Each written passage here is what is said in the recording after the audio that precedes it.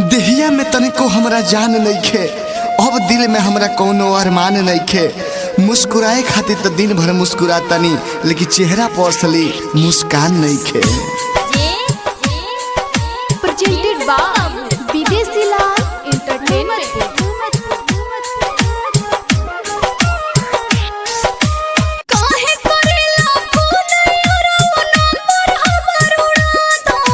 अरे हर जाई, तू वादा कइले रहलू कि ससुरा में जाएब तो बहुत तरह के बुलाएब और फोन से बतियाएब। सब भुला गइलू, सब भुला गइलू।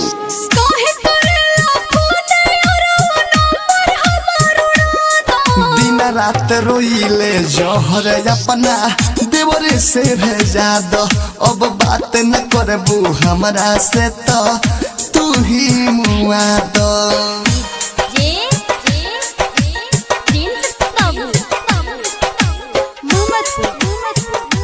प्रेजेंटेड बाय विदेशी लाल entertainment recording studio Jadavpur.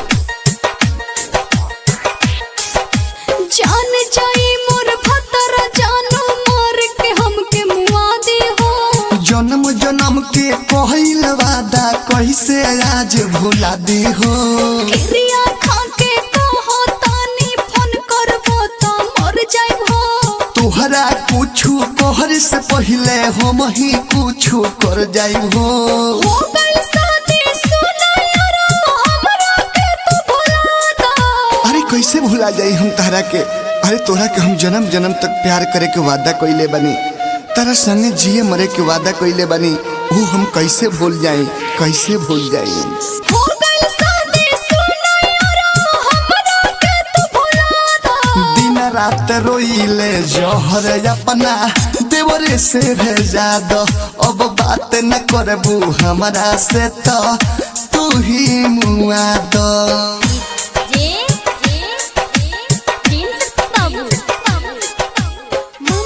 Presented by recording विदेशी लाल जादव एंटरटेनमेंट।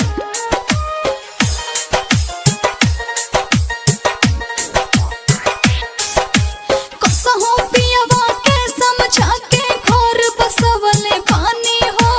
एको बिर ना पूछलू हो कि हम कैसे जियतानी हो।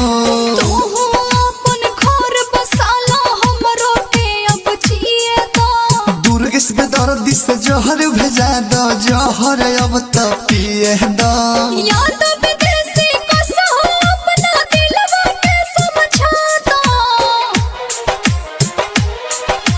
याद विदेशी कसहो अपना दिल के तू समझा दो। दिन रात रोइले जहर अपना देवरे से भेजा दो। अब बात न करबू हमरा से तो तू ही मुआ दो। काहे करेला फोन यारो नंबर हमर उड़ा दो।